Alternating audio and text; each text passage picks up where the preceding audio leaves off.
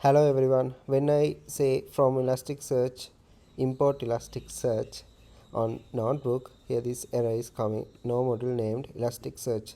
So what we can do is just add a new cell and just say pip install, and we have to type Elasticsearch. Okay, then press run.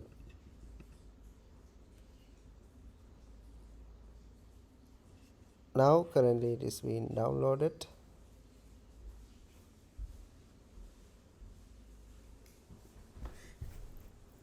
Then we can create a new cell and try our code again. I'm going to run this. Yeah, this time it is working without any errors. Okay, right.